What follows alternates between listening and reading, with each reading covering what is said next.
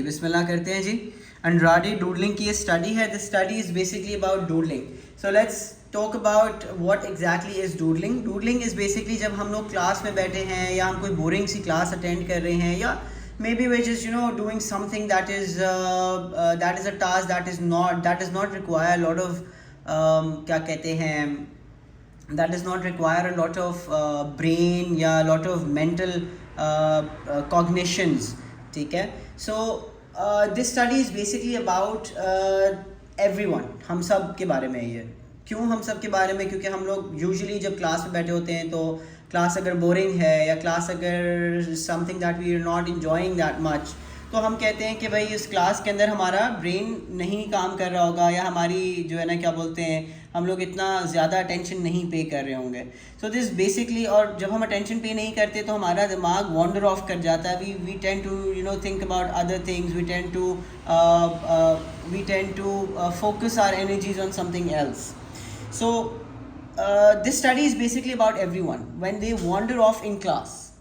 And उसके अलावा the class seems to be boring and that is why they drift off. So हम लोग ये कहते हैं ना कि भाई क्लास में इंटरेस्ट नहीं क्रिएट हो रहा है, which is why we are basically drifting off and do something that is not part of our class. Let's say अगर मैं क्लास पढ़ा रहा हूँ और आप लोग जो है वो अपना पार्टी प्लान कर रहे हैं, ईद पार्टी प्लान कर रहे हो तुम लोग, या कुछ और प्लान कर रहे हो, या अपनी बर्थडे पार्टी प्लान कर रहे हो, तो क्या birthday party is part of our क्या बोलते हैं क्लास? No, it's not. लेकिन हम लोग ऑब्वियसली बात है क्लास में भी बैठे हुए हैं और हम दूसरा काम भी कर रहे हैं, तो क्या हम लोग की क्लास में जो सिचुएशन चल रही है या हमारी क्लास में जो भी काम हो रहा है, is that being focused on? No, it's not. So when teachers generally catch you, they feel that you are not paying attention. In this case study, we will be looking at the element of doodling as a sign of not paying attention, or does it actually improve your attention? तो हमारी ये study basically है इस बारे में कि जब एक बच्चा क्लास में बैठ के डूडल कर रहा है, ठीक है, डूडल क्या होता है वो आप लोगों को ये देखें, दिस इज डूडलिंग, ये डूडलिंग कहलाता है। नाउ डूडलिंग क्या है ये हम लोगों को पता चल गया। Doodling is when we make different shapes और पैटर्न्स और use our pencil on a paper to do something, for example shading, colouring, making different shapes, making different things, तो ये डूडलिंग कहलाती है। तो हमारी ये स्टडी है कि क्या doodling is actually good for us और is it bad for us, ठीक है। So let's talk about the background of this study. So the background of this study basically talks about doodling is identified as sketching of patterns and figures that may not be related to any task. Now the task that is going on in hand right now, ये उस task का कोई काम नहीं होता. This is something that is taking place in another. This is something जो कि कुछ और है. It is something else. It is something that is not related to the task on hand. Andrade wanted to see what effect does doodling have on us. We want to see if doodling can be used to improve a person's memory, that also during a boring task. For example, जैसे मैंने class की example दी कि class अगर एक boring task है आप लोगों के लिए और आप उसके अंदर कुछ और करते हैं तो वो क्लास एक बोरिंग टास्क बन गया। तो यहाँ पे हम ये आइडेंटिफाई करना चाहते हैं कि क्या whether doodling, when doodling is happening or when doodling is taking place in a task, in a boring task, will it increase your attention or decrease your attention, or will it hamper your understanding or not? So he wanted to see if doodling can be used to improve a person's memory, that also during a boring task, or not. We teachers assume that doodling is one task that will divert the attention of the student. But this research proves us wrong. यहाँ पे हमने ये देखा कि नहीं, ऐसा नहीं होता। जो टीचर सोचते हैं ना कि एक बच्चा बैठा हुआ अपनी क्लास में लेक्चर के दरमियान अगर शेडिंग कर रहा है अपनी किताब के ऊपर या कुछ और कर रहा है, तो ये बच्चे का अटेंशन स्पैन ज़्यादा है या कम है, ये हम लोगों को इस स्टडी से प्रूव हो जाता है। एज टीचर्स हम लोगों को लगता है नहीं, बच्चा जो है वो क्लास में अटेंशन नहीं दे रहा, दैट मीन्स उसका अटेंशन नहीं है, दैट मीन्स वो बात को सही से समझ नहीं पाएगा। But over here in this research actually proves everyone wrong who thinks that doodling is going to divert your attention, ठीक है। According to the working memory model, there are two types of working memories. Number one, हमारे पास visual working memory आती है. Number two, हमारे पास auditory working memory आती है. Visual working memory होती है when we are doing a certain work and that work is basically what you see, ठीक है, मैं जो चीज देख रहा हूं वो है विजुअल वर्किंग मेमोरी, सही है। whereas auditory working memory is what I hear. In this research, the participants are going to listen to a pre-recorded voice message. जिस तरह से हम कहते हैं कि कह लो कि मैंने आपको एक वॉइस नोट भेजा, वो वॉइस नोट था 5 मिनट का, और वो 5 मिनट के वॉइस नोट में मैं आप लोगों को ये समझा रहा था कि पेपर कैसे अटेम्प्ट करना होगा, तो वो ऑटोमेटिकली आपके लिए इंपॉर्टेंट टास्क हो गया, ठीक है।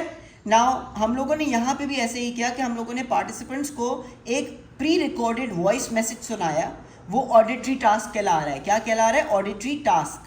Now this aspect or this activity in the research is being known as auditory task. And then we also have another visual task that is while listening to the task, that is जो voice recording हम लोगों ने की है, जो वो pre-recorded voice message हम लोगों ने prepare किया हुआ है, इस pre-recorded voice message को सुनते हुए हम लोगों ने सिर्फ और सिर्फ जो हमारे experimental group है, ठीक है, उन लोगों को हम लोगों ने एक visual task भी दिया हुआ है, ठीक है। वो विजुअल टास्क क्या है? नेचुरली वो है डूडल करना। हमने उनको एक डूडलिंग की शीट दी हुई है, उसके ऊपर वो डूडल कर रहे हैं, सही है। I want you guys to be very clear of these क्या बोलते हैं हमारा particular things and aspects of this research, because ये चीज़ें जब अभी आपको समझ आ जाएंगी तो आगे जाके automatically you will understand this research a lot better than if you don't understand these things right now. So हमारे पास here simply we want to identify that will the doodling enhance the memory or not. Do we understand this? Let's look at the psychology being investigated over here. So over here what are we going to look at? We're going to look at number 1 the working memory model. या the working memory. वो क्या होती है? The working memory model states that there are many different types of memories. Of course हमारे पास बहुत multiple types of memories होती हैं जिनके अंदर से हम लोग different task कर रहे होते हैं और जो हम लोगों को डिफरेंट टास्क के अंदर एड कर रही होती हैं, हमें मदद कर रहे होते हैं। Sorry for that. So it states that there are many different types of memories. Here we are going to look at 2 specific ones. वो दो क्या हैं जो हम लोगों ने ऑलरेडी पहले ही डिस्कस करी हैं। Number 1 the visual and the second one is the auditory memory. Daydreaming, ये भी हम यहाँ पे इन्वेस्टिगेट कर रहे हैं कि क्या डूडलिंग करने से हम डे ड्रीम कर रहे होते हैं और हम लोग हमारे current task in hand task जो है उसके ऊपर फोकस नहीं कर रहे होते। Daydreaming it is a state of consciousness where the person loses और is lost in their thoughts. For example sitting somewhere and staring at the space और not focusing at anything at all. फिर focused attention भी हम यहाँ पे test कर रहे हैं कि क्या फोकस्ड अटेंशन के ऊपर कोई फ़र्क पड़ता है या नहीं पड़ता डूडलिंग की वजह से। If we are focused on one specific task when और concentration is on a specific task तो वो कहलाता है फोकस्ड अटेंशन। फोकस्ड अटेंशन का सिंपल मतलब है कि जो टास्क हम कर रहे हैं उस टास्क के ऊपर हमारी कितनी अटेंशन है, हम कितना फोकस कर रहे हैं उसको कंप्लीट करने पे या उसको डिकोड या कोड करने के अंदर, ठीक है। फिर डिवाइडेड अटेंशन इसका ऑपोजिट होगा that whenever we have our attention is divided into multiple या multitasks. When our concentration is divided among 2 or more tasks, then that is known as divided attention. Let's talk about the aim. Aim क्या है हमारा यहाँ पे? Aim simple है, एक ही है। हमारा aim है to test if doodling will enhance or aid concentration and memory in a boring task or not. क्या हमारा doodling will enhance our attention, will enhance our concentration in a memory and our memory in a task that is boring for us, ठीक है। Methods की बात करें, design की बात करें, हमें हमेशा याद होता है कि method in design is basically what kind of experimental method did we use, what kind of IVs we had, how did we manipulate the IV, what was the DV, किस तरह से measure हुआ, हमारा design क्या है, repeated है, independent measures है, what kind of design are we using. So over here सबसे पहले हम लोगों ने lab experiment को opt किया है. That means that the participants will be called in a controlled environment and this controlled environment is going to look at and observe the behaviors and deduce the results for us. ठीक है, so हमारे पास सबसे पहले ये है lab experiment. as this research was conducted in a controlled environment, so again हमारे पास ये एक लैब एक्सपेरिमेंट की सिचुएशन बन जाती है जहाँ पे हम लोगों ने हमारे लैब के अंदर सारे वेरिएबल्स को कंट्रोल किया हुआ होता है. देन IV हमारे पास क्या है, the type of group that the participants will be in.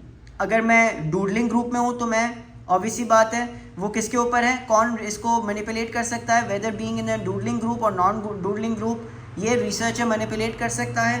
And being in a doodling group और non doodling group, depending on that मैं कौन से ग्रुप के अंदर हूँ, डूडलिंग या नॉन डूडलिंग, मेरी अटेंशन स्पैन पे कितना फ़र्क पड़ता है, मेरी मेमोरी को कितना फ़र्क पड़ता है, ये मैं आइडेंटिफाई करूँगा. Right, so again being in the group can be manipulated by the researcher, so hence this is our IV. The type of group that the participants will be in, either the doodling group or the control group. Control group कौन सा होता है, वो group जिसको हम doodling नहीं कराएंगे. The group that the participant is in will be decided by the type of paper that is provided to them, either plain paper or the one with multiple shapes. So आगे आप देखेंगे कि हम लोगों ने कुछ स्पेसिफिक काइंड ऑफ डिस्टिंक्शंस रखी थी हमारे दोनों ग्रुप के अंदर. इनको हम लोगों ने पेपर दिया था while they were to listen to the conversation that we are going to play, the pre-recorded voice message. ठीक है, let's talk about the DV क्या है, will memory and concentration be enhanced or not. ये हम test करेंगे किस तरीके से, इसका भी अगेन एक प्रोसेस है, वो हम आगे इंशाल्लाह पढ़ेंगे इन द प्रोसीजर्स. सही है. सो DV क्या है, मेमोरी कैसी रही, क्या मेमोरी में आपको चीज़ें याद रही, अटेंशन आपका स्पैन अच्छा था या बुरा था, ये हमारा DV है. कैसे मैनेज हो रहा है, कैसे हम लोग इसको जो है वो देख रहे हैं. This will be check by a memory task that will be looking at the recalls from the voice recording that was heard earlier, also known as the monitoring और द रिकॉल टास्क. ठीक है. Experimental design की अगर हम बात करें तो यहाँ पे experimental design that we use is independent measure design. That means that each participant will be taking part in one specific situation. ठीक है, वो या तो डूडलिंग ग्रुप में होंगे या तो वो नॉन डूडलिंग ग्रुप में होंगे. Alright, let's move forward. Sample की बात करते हैं. हमारे पास टोटल 40 पार्टिसिपेंट्स हैं स्टडी के अंदर and these 40 participants are divided into gender wise. अगर हम डिवाइड करें तो 35 females and 5 males हैं. That means that this specific study has a gynocentric sample, that is majority female samples हैं हमारे पास. All the participants will be part of the participant pool at the UK's medical research facility. That means कि हम लोगों ने इन सारे participants को एक research facility है जिसका काम ही researches करना है, जिसके पास एट अ टाइम हमेशा बहुत सारे पार्टिसिपेंट स्टैंड बाय पे होते हैं कि अगर किसी ने रिसर्च कंडक्ट करनी है तो वो वहाँ से रिक्रूट कर ले. तो इन सारे पार्टिसिपेंट्स को हम लोगों ने वहाँ से रिक्रूट किया था. They were all those who wish to participate in the study at a facility. They were all from the pool of participants specifically from that research facility. इन लोगों की एज रेंज जो थी वो थी around 18 to 55 years. A very diverse age range, yes, ठीक है. लेकिन उसके साथ साथ हमारे पास बहुत ही बड़ी रेंज के साथ साथ हमारे पास पार्टिसिपेंट्स का सैम्पल भी अच्छा है. थोड़ा 40 पार्टिसिपेंट्स हैं. The participants had volunteer to take part in another study. और जैसे ही वो रिसर्च ख़त्म हुई तो हमारे ये जो अंड्राडे साहब थी ये पहुंच गई और इन्होंने कहा कि you know what, would you guys be interested in taking part in another research that I am conducting. And जिन्होंने कहा yes we would love to, उनको हम लोगों ने पार्ट बना लिया हमारी रिसर्च का. और जिन्होंने हम लोगों को कहा कि नहीं, we are really tired, we don't want to take another, we don't want to spare another any more minute यहाँ पे और हम लोग बस घर जाना चाहते हैं, तो उन लोगों को हम लोगों ने जाने दिया. So as soon as they got done with this research, Andrade approached these people and pitched them the idea of his research. So this is why this research is in इसके अंदर जो सैम्पलिंग टेक्निक हम लोगों ने इस्तेमाल की, that is just because of this हाँ ये बन जाती है अपॉर्चुनिटी सैम्पलिंग. जो लोग वहाँ पे उस दिन मौजूद थे उन सबको वो आइडिया पिच कर दिया गया एंड देन पार्ट लेना या ना लेना उनकी खुद की जिम्मेदारी थी, उनकी खुद की कॉल था. This method and approach also helps us in research in this research. तो हम लोगों ने यहाँ पे इस तरह की रिसर्च को, इस तरह की वो उसको क्यों ऑप्ट किया सिलेक्शन को, क्योंकि हम लोगों ने कहा कि भाई हम लोग रिसर्च करना चाहते हैं जहाँ पे हम लोग देखना चाहते हैं कि जब एक इंसान बोरिंग टास्क में इन्वॉल्व होता है तो उसकी क्या अटेंशन स्पैन होती है, उसकी क्या जो है वो कंसंट्रेशन होती है। एंड ये लोग वो थे जिन्होंने ऑलरेडी एक टफ रिसर्च या एक रिसर्च कंडक्ट की थी इनके ऊपर, और ये लोगों ने अभी अभी एक रिसर्च ख़त्म की थी उसमें पार्ट लेना, और अब हम इनको दूसरी रिसर्च में इन्वॉल्व कर देते। तो ऑटोमेटिकली जब एक बंदा थका हुआ होता है तो वो कोई भी जितना भी इंटरेस्टिंग टास्क हो, it becomes difficult for them to concentrate on it, and that is exactly what we wanted to see. And this is why इस रिसर्च में हम लोगों को इस तरह का सैम्पलिंग मेथड ने हेल्प भी किया। Why? This method and approach also helps us in research, as we wanted the participants to be bored. In order to see if the participants are bored in a task they are made to doodle, will that increase the memory or concentration or not? तो क्योंकि ये लोग already एक research से होके आए थे तो ये जनरली भी टायर्ड होंगे, जनरली भी इनका मूड नहीं होगा, जनरली भी ये लोग बोर्ड होंगे। एंड बिकॉज ऑफ दैट जब ये दूसरी स्टडी में पार्ट लेंगे और हम इनको डूडल कराएंगे तो हमें पता चल जाएगा कि वर दे पेइंग मोर अटेंशन और वर दे नॉट पेइंग अटेंशन। तो ऑटोमेटिकली हमारे पास हमारी रिसर्च का रिजल्ट और ऑथेंटिक बन जाएगा। As the participants had just finished, now I've just written this down, जो मैंने अभी explain किया वो यहाँ पे लिखा हुआ है। As the participants had just finished the research, they will be very tired, and that now in this research, is going to help them when they have to engage in the boring task, that is to listen to the voice recording. That is going to make them even more bored, and after which we will be involving them into doodling and checking our hypothesis whether their attention span increased or did not increase. ठीक है। Apparatus की बात करें हमेशा तो हम लोगों ने यहाँ पे क्या क्या चीज़ें इस्तेमाल करी in order to get to know whether our participants had increased और decreased attention span and concentration. तो ये सारी चीज़ें यहाँ पे होंगी। इसमें हम लोगों ने सारी वो चीज़ों की एक्सप्लेनेशन डाली है, वो चीज़ें डाली हैं जो कि हम लोग जिनको अपैरेटस एंड टूल कहते हैं। तो अगर आपके पास एक सवाल आता है in your examinations that mention the tools and apparatus that were used in the research by Andrade, then this is the slide that you need to remember.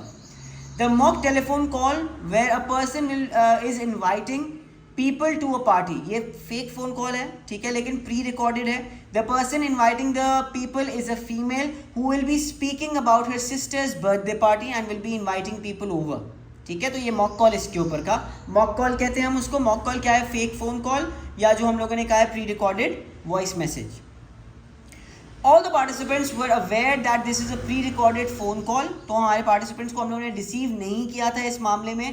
That our everyone knew that this is a pre recorded, पहले से record किया हुआ एक कोई conversation है जो हम सुनेंगे। In this conversation there were 8 names of people. Now important है ये याद रखिएगा। there is पूरी phone call के अंदर या जो इस I think it was a 2.5 minute phone call. इस 2.5 minute phone call के अंदर there were 8 names of people that were taking who were attending the party. Now this is important. Why? Because इसी के ऊपर तो हम लोग attention span check करेंगे उसका। जब हमने attention चेक करने के लिए जो इसको टेस्ट देना है, उस टेस्ट पे हम लोगों ने इन्हीं चीज़ों से मालूम करना है कि इसका अटेंशन स्पैन कैसा था। Now pay attention, okay? Those who will be attending the party वो 8 थे। The people or the person listening to the phone to the call, their name is not included in it. Obviously जो बंदा सुन रहा है participant उसका नाम included नहीं है, रैंडम लोगों के नाम है, 8 लोगों के। There were 3 people's names who were not attending the party, and there were 8 names of places in the UK. In this, it was a very dull conversation that was played at a comfortable speed. इन्होंने speed भी set किया हुआ था कि जिस तरह हम अभी वॉइस नोट सुनते हैं तो हम लोग देखते हैं ना, हम 1, 1.5, 2 के ऊपर इसको सुन सकते हैं, वॉइस नोट तेज़ कर सकते हैं। वहाँ पे ऐसा कोई भी प्रोसेस नहीं था। हम लोगों ने एक ही कंफर्टेबल पेस या कंफर्टेबल स्पीड सेट कर दिया था, वॉल्यूम सेट कर दिया था, और जो 1 मिनट के अंदर 227 वर्ड्स वो उस कॉन्वर्जेशन के अंदर बोल रहे थे। The total conversation was of 2.5 minutes, as I just said. So the participants are going to be tested on a small detail of this mock call.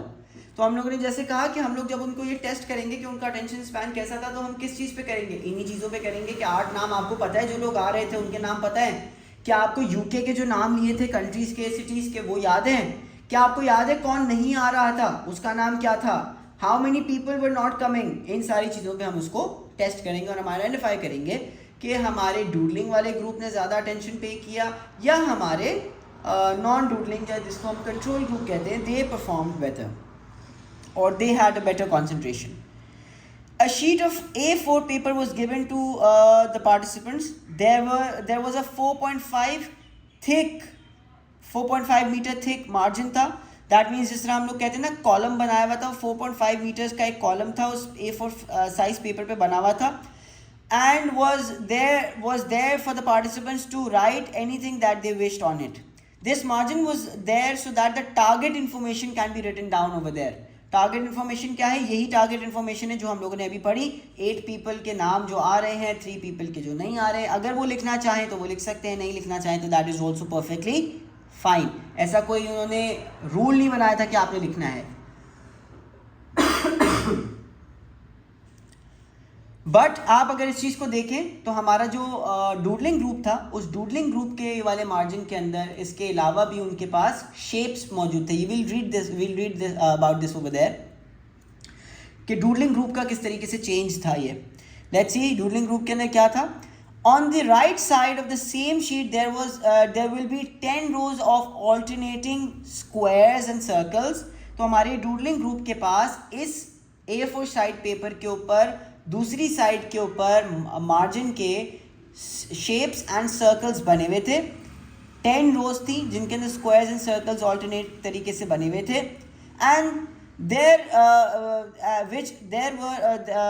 therefore only the doodling group got this paper. सो हमने दो distinctions क्या रखी थी. हमारे normal control group को सिर्फ A4 size paper मिल रहा था with nothing else made on it to doodle, whereas our doodle group was getting a paper जिसके ऊपर शेप्स बने हुए थे, different squares and circles, and उसके ऊपर उसने कलरिंग या शेडिंग करनी थी. This is not free doodling. Remember free doodling नहीं है. इस वजह से हम लोग ये देखते हैं कि हमारे पास शेप्स बने हुए हैं, क्योंकि शेप्स के ऊपर हम लोग शेडिंग वगैरह कर सकते हैं. The control group participants were given a lined paper without the shapes. Lined paper मतलब कि एक रजिस्टर का पेपर उनको दिया हुआ था एंड उनको कहा हुआ था कि इसके ऊपर आप इंफॉर्मेशन जो आपको याद रखनी है या आप अगर चाहें तो कुछ लिख सकते हैं. Let's talk about the procedures. Procedures में हमने क्या देखा. 20 participants each were divided. मतलब 20 participants in doodling group and 20 participants in non-doodling group. Control group.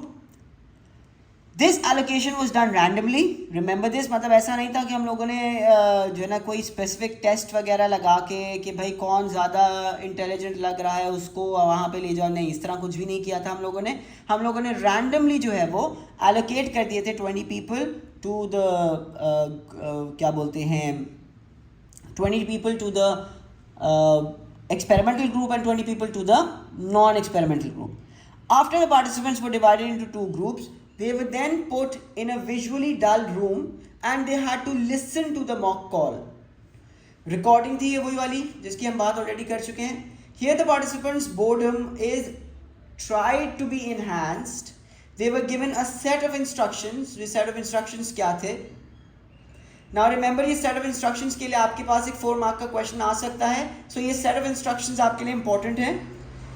They are told to listen to the phone call and pretend as if the person is a friend of theirs and is inviting them to the birthday party. Then the participants are told by the researcher that this is a very boring task, but don't worry, you do not have to remember anything. यहाँ पे हम लोगों ने deceive करा उनको. जब हम लोगों ने कहा कि आपने कुछ याद नहीं करना क्योंकि हम लोग आपका मेमोरी टेस्ट थोड़ी ना ले रहे हैं, तो यहाँ पे हम लोगों ने उनको डिसीव कर दिया क्योंकि हम लोगों ने आगे जाके इनका मेमोरी टेस्ट लेना है, कंसंट्रेशन टेस्ट लेना है. Alright, we did this so that there is no demand characteristics.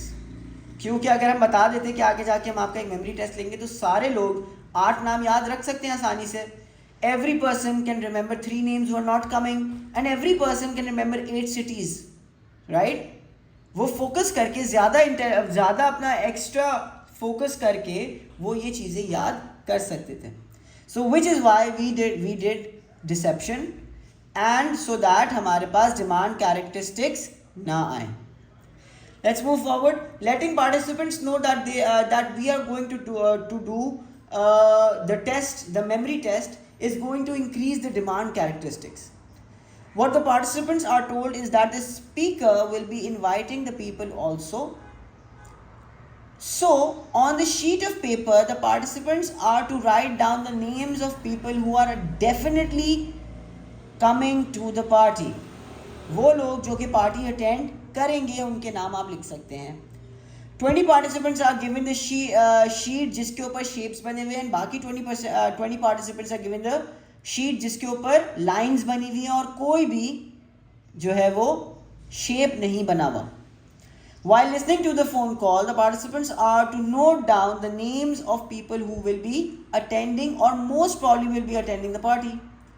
The doodling group was given another instruction also. Now this instruction is specifically given to the experimental group or the doodling group. उनको कहा गया that they are told that the shapes are there on the sheet for them to shade if they feel bored. अगर आप bore हो जाएं तो आप जो है वो ये शीट के ऊपर जो शेप्स बने हुए उनको शेड कर सकते हैं. और हमने देखा कि 20 में से 19 पार्टिसिपेंट्स ने शेडिंग करी, डूडल किया. जिस एक ने नहीं किया था, we replace this person with another person who actually also did doodle. तो हमारे पास 20 के 20 पार्टिसिपेंट्स ने डूडलिंग किया था डूडलिंग ग्रुप के अंदर. The task of listening to the call was known as the monitoring task. Remember, इसको याद रखिएगा, monitoring task. आपका examiner is not going to give you different names. वो आपको ये भी कह सकता है monitoring task को explain करें तो आपको पता होना चाहिए monitoring task क्या था, right? It is basically assessing the participants' concentration. The call itself was a very boring task and a very boring conversation. Each participant will be given a score on the task of theirs. ये task जो है, कौन से task, monitoring task को एक score दिया जाएगा. क्यों? इसी से तो हमें पता चलेगा कि हमारा पार्टिसिपेंट ने कॉन्सेंट्रेट किया या नहीं किया. ऑलराइट, सो ये किस तरीके से हम लोग स्कोर दे रहे हैं. ये स्कोर देने का आसान तरीका है. सबसे पहले ये अंडरस्टैंड करें कि हमारे पास टोटल 8 पार्टिसिपेंट्स हैं, और 8 नेम्स हैं.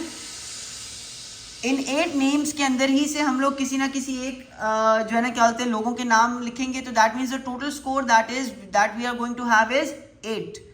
Now if I am going to write 3 correct names and the rest wrong names, तो हम क्या कहेंगे कि हमारा स्कोर हो गया 3, राइट. लेकिन इसको कैलकुलेट इतना सिंपल तरीके से नहीं करना है. इनको कैलकुलेट करने का सही तरीका है, जब मैं 3 सही नाम लिख रहा हूँ तो मैं कुछ गलत नाम भी तो लिख रहा हूँ. तो जो गलत नाम लिखना है, इस गलत नाम लिखने के ऊपर हम लोगों को नेगेटिव मार्किंग होगी. कैसे होगी? अगर मैंने 3 सही नाम लिखे हैं और मैंने बाकी गलत नाम लिखे हैं, तो जितने गलत नाम लिखे हैं उन गलत नाम से सही नामों को माइनस कर देंगे, हम लोगों के पास स्कोर आ जाएगा. लेट्स सी ये किस तरीके से चलेगा. This will be assessed by the total correct names written minus the false alarms. False alarm क्या है? वो नाम जो हम लोगों को लगाओ कि सही है लेकिन वो गलत नाम था. Alright, 3 are those who are not attending the party and 1 is the name of a cat, that is उस बिल्ली का नाम है बेन. तो अगर किसी ने बेन का नाम भी लिखा है ना, बेन आ रहा है पार्टी में लेकिन बेन का नाम लिखा है, Ben is not a human being, तो अगेन बेन का नाम भी गलत हो जाएगा. ऑलराइट, सो दैट मीन्स कि अगर हम लोगों ने टोटल 8 नेम्स हैं और हम लोगों ने 7 नेम्स लिख दिए of people who are attending the party और वो गलत नाम लिखे, और उसके साथ साथ हम लोगों ने 3 और नाम लिखे जो सही नाम थे, तो 7 - 3 हमारे पास जो आंसर आएगा वो हमारे पास आ जाएगा हमारा करेक्ट. अच्छा जी, आई होप ये मैथमेटिकल कैलकुलेशंस आपसे वो नहीं कराएंगे, वैसे just letting you know so that you should know कि हमारे पास correct names minus wrong names are equals to हमारे पास स्कोर आ जाएगा. वो हमारा स्कोर होगा मॉनिटरिंग टास्क का. मॉनिटरिंग टास्क क्या है? Listening to the conversation, the phone call. False alarms are writing down names that are not correct. Someone who's not attending the party. Question can come on this regarding how was the monitoring task calculated. इसके ऊपर आ सकता है, calculation नहीं दे सकता वो आपको, but वो आपको ये पूछ सकता है कि ये बताओ कि किस तरीके से कैलकुलेट किया था. तो जो मैंने अभी आपको समझाया वो आपको पता होना चाहिए फुल मार्क्स के लिए. The correct names will only be calculated when the name is mentioned and not the relationship. तो अगर फॉर एग्जाम्पल वो कॉन्वर्जेशन में कहा हुआ है कि Maaz is attending the party and Maaz is the cousin of my sister, तो अगर मैं लिखा हुआ है, आपने अगर पार्टिसिपेंट्स ने लिखा कज़न तो गलत होगा. रिलेशनशिप नहीं मेंशन करनी, नाम मेंशन करना है. तो अगर रिलेशनशिप मेंशन करिए तो वो that will be deemed to be wrong. If a participant has misheard a name and used it, then that is also given a mark. तो अगर हम लोगों ने माउस की जगह माउस सुन लिया था और हमने माउस लिख दिया, तो that is also perfectly fine. हमें पता है कि बिल्कुल इंटायरली अलग नाम, माउस की जगह अगर उसने बेन सुन लिया था तो वो हम मार्क नहीं देंगे, लेकिन माउस की जगह उसने माउस लिख दिया है तो हम कहेंगे सही है, we will give him the benefit of doubt and will give the mark. Once the participants completed this task, they were debriefed and were apologized for deception. So हम लोगों ने अपॉलॉजी कर ली, debrief कर लिया. That means this becomes a strength of our research. Participants were then told that this is a second phase of the procedure. तो अब हम लोगों ने फर्स्ट फेज खत्म कर लिया, अब सेकंड फेज में आ गए हम. सेकंड फेज में क्या है, हम लोगों ने they were given a test on memory. They will have to recall the names of the people that were taking in a phone call. The two recall tasks that were in this phase were, number one, recalled the places. सही है. तो सबसे पहले part 1 आता है. Part 1 they had to recall as many names they can who are coming to the party. अब यहाँ पे हम लोगों ने वो पेपर ले लिया इनसे जिनके ऊपर इन्होंने नाम लिखे हुए थे या चीज़ें लिखी हुई थी या डूडल किया हुआ था. एंड उसके बाद हम लोगों ने उनको कहा कि अब आप लोग ये बताएं कि आप लोगों को कितने लोगों के नाम याद हैं जो कि पार्टी में आ रहे थे. एंड उसके बाद हम लोगों ने उनसे सेकंड जो पार्ट था इसी रिकॉल मेमोरी टास्क का, वो था कि आप जो 8 प्लेसेस थी, the 8 places in UK, cities in UK जिनका नाम लिया गया था, कि आपको उनमें से कितनी याद है वो आप बता दें. The second part of this recall task is the participants are to ask or were asked to remember any of the 8 places that were mentioned in the conversation.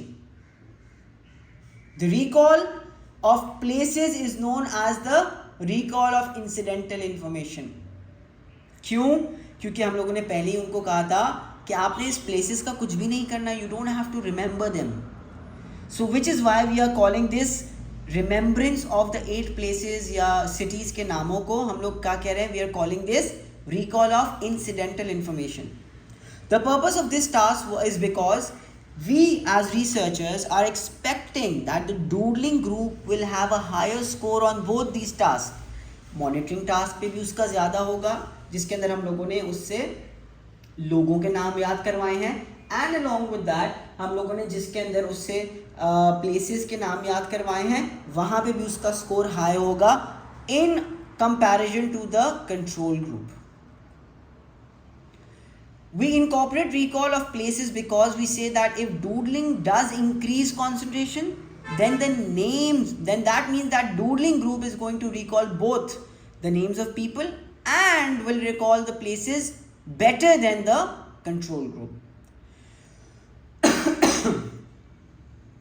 We will be seeing that does doodling enhance our participants' memory and concentration to such a level that remembering places also, even when you were told that none of this information is to be remembered or none of this information will be tested upon, क्या आपको फिर भी उसके बाद उन चीज़ों के बारे में याद रहता है कि नहीं? हम ये टेस्ट करना चाहते हैं. इसी वजह से हम लोगों ने रिकलेक्शन टास्क या रिकॉल टास्क को इनकॉर्पोरेट किया इस रिसर्च में. How do we calculate the recall task? Same way जिस तरीके से हम लोगों ने वो वाले टास्क को कैलकुलेट किया था, यहाँ पे भी हम लोग correct names minus false alarms को करेंगे, correct recall of places and false alarms false alarms दोनों केसेस में वो हैं जो कि गलत नाम लेते हैं या गलत जगह का नाम ले लेते हैं या गलत इंसान का नाम ले लेते हैं, तो वो हम माइनस कर लेंगे, उसको हम फॉल्स अलार्म कहेंगे। और हमारे पास जो स्कोर आएगा that is going to tell us कि हमारे एक्सपेरिमेंटल ग्रुप ने और हमारे कंट्रोल ग्रुप ने क्या स्कोर लाया। एंड जब हम कंपेयर करेंगे इसको तो हमें पता चल जाएगा कि क्या हमारे एक्सपेरिमेंटल ग्रुप ने जो डूडलिंग कर रहा था उन्होंने कंपैरेटिवली बेटर परफॉर्म किया, ज़्यादा उनको याद था या नहीं, ठीक है। और इससे हमारे जो है वो we will get to know the exact conclusion of our research. Now जो 20 पीपल हमारे पास थे, हम लोगों ने उनके इस टास्क को भी काउंटर बैलेंस किया। पहले हम लोगों ने 10 का लोगों को अलग अलग कर लिया। 10 लोगों को हम लोगों ने सिटीज़ के नाम पहले रिकॉल करवाए और बाकियों को हम लोगों ने पीपल के नाम रिकॉल करवाए। वेराज जो जिन्होंने पीपल के नाम रिकॉल किए थे बाद में उन लोगों ने सिटीज़ के नाम रिकॉल करे, और जिन्होंने सिटीज़ के नाम पहले रिकॉल करे थे उन लोगों से हम लोगों ने पीपल के नाम बाद में रिकॉल करवाए। So this counter balancing was used in this research also. 10 participants will first recall names of places. Then 10 will first recall the places of recall the names of people. तो इसी तरीके से हम लोगों ने काउंटर बैलेंस किया और फिर वाइस वर्सा हो जाएगा। This will avoid order effect. हम सबको पता है ऑर्डर इफेक्ट क्या होता है, जहाँ पे हमारा पार्टिसिपेंट इस चीज़ का अंदाज़ा लगा लेता है कि मेरा टास्क क्या होगा, मुझे क्या परफॉर्म करना होगा, and based on that this person is going to perform better on both the task. तो हम लोगों ने इसको हटाने के लिए काउंटर बैलेंसिंग करी थी। This improves the validity of the study. Yes, ठीक है। कंट्रोल्स की अगर हम बात करें तो कंट्रोल्स क्या कहते हैं? Each of the participants listen to the same mock telephone call. Of course तो ये सेम था, कंट्रोल था हमारा, स्टैंडर्डाइजेशन थी। The speed of the call was also the same for everyone.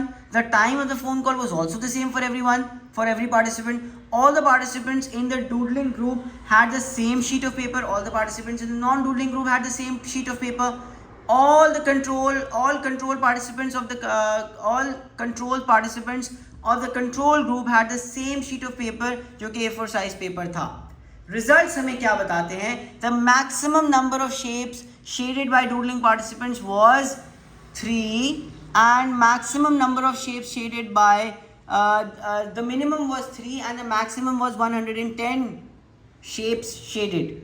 तो मतलब हमारे participants ने जो doodling group में थे everyone shaded, everyone doodled.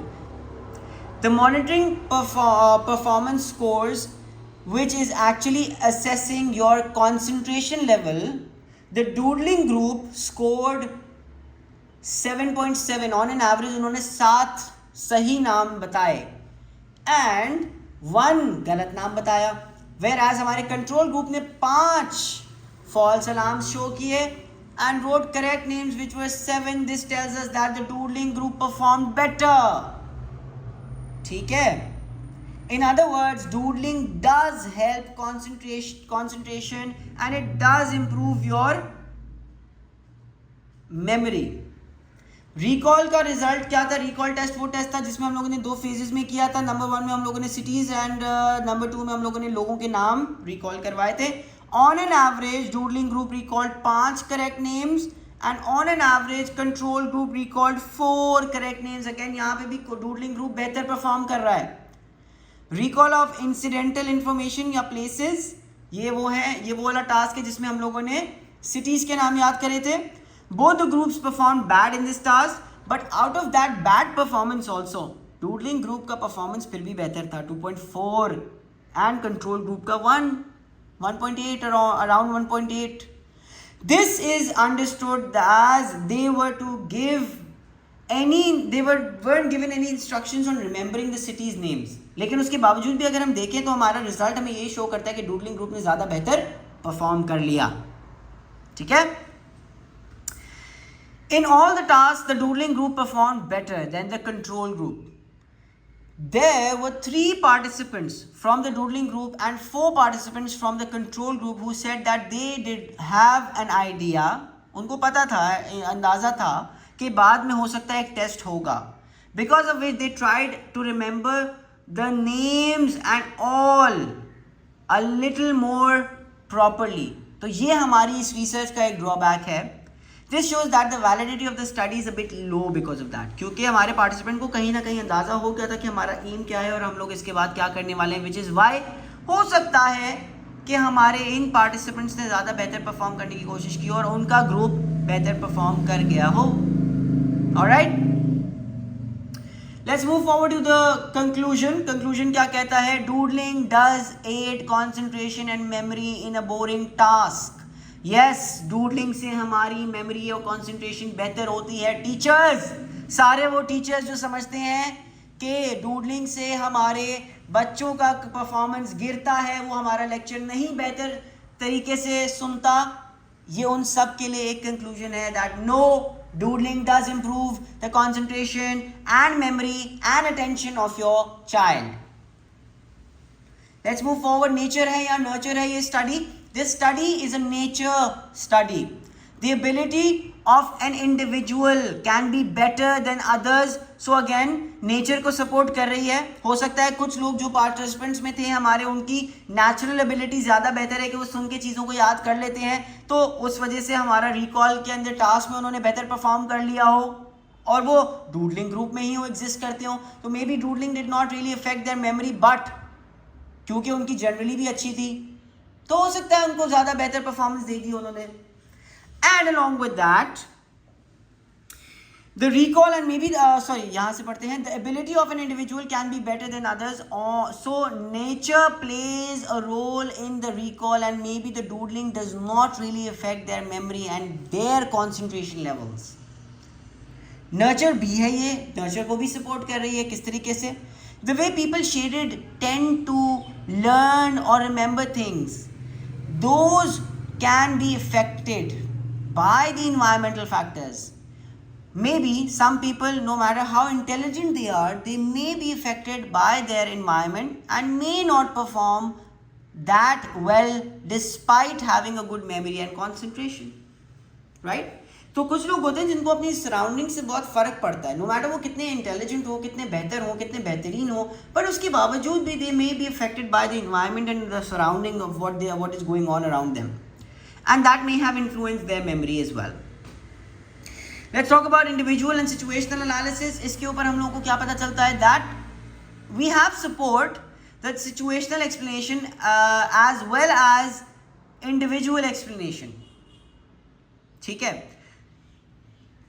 as it was a situation, the participants were as the situation explanation goes, हमारे पास ज़्यादा support situation की तरफ का आता है क्योंकि participant was in which affect the participant was in which ever situation, उस situation ने उसकी concentration को फ़र्क या उसके ऊपर कोई ना कोई इफेक्ट लाया होगा. आइदर वो डूडलिंग में था या कंट्रोल में था, एनी हाउ जहाँ पे भी था, उस कंडीशन ने, उस सिचुएशन ने उसकी मेमोरी और उसकी कंसंट्रेशन के ऊपर इफेक्ट प्ले किया होगा. So again we have more inclination towards situational analysis. The individual explanation can also be supported here as everyone has their own unique way of doodling. हो सकता है कुछ लोगों के लिए ये वाली डूडलिंग ज़्यादा बेहतर हो, लेकिन नॉर्मली अगर वो किसी और तरीके की शेप्स बनाएं या खुद कलरिंग करना शुरू कर दें या कोई शेप्स बनाना शुरू कर दें, उसके अंदर उन लोगों को नहीं बेहतर अटेंशन पे कर पाएंगे because they are too occupied with doing their own art. Right, यहाँ पर तो हम लोगों ने डूडलिंग, कंट्रोल डूडलिंग की, इतना हम लोगों ने शेप्स प्रोवाइड कर दिया तो कहा था कि इसको आप शेड कर लीजिएगा, that's it. We did not, we kind of limited their cognitive processes. हम लोगों ने चीज़ें बना के दे दी थी and then we just said कि आप इसको shade कर लीजिएगा, that's it, nothing more than that. So again, individual explanation भी एक अच्छा सा support रखता है यहाँ पे. This can be seen by the result that we had a range of doodling group 3 to 110. People were not so fond of doodling also. जिन्होंने सिर्फ 3 शेप्स को शेड किया, क्या उन लोगों ने डूडल नहीं किया, लेकिन उन्होंने डूडल कम किया. हेंस दैट टेल्स अस कि उनको डूडलिंग में इतना मज़ा नहीं आ रहा था. Some doodled more and in return concentrated more and some doodled less, hence concentrated less maybe, or vice versa. Some people may have better memory than others which may play a role in their scores also. Application की अगर बात करें तो yes, the findings of the research can be used in many ways. Number one अगर हम देखें तो teachers and instructors के लिए है कि आप कैसे अपनी जो है वो कंसंट्रेशन बच्चों की बढ़ा सकते हैं, कैसे अपने सब्जेक्ट को मोर इंटरेस्टिंग कर सकते हैं. स्टूडेंट्स जो कि इनरोल्ड हैं बोरिंग सब्जेक्ट्स के अंदर, कैसे वो अपनी बोरिंग टास्क के अंदर मेमोरी को इन्हांस कर सकते हैं. Can be used by employers during important meetings वहाँ पे, एंड इंपॉर्टेंट ट्रेनिंग सेशंस में भी इसको इस्तेमाल किया जा सकता है जहाँ पे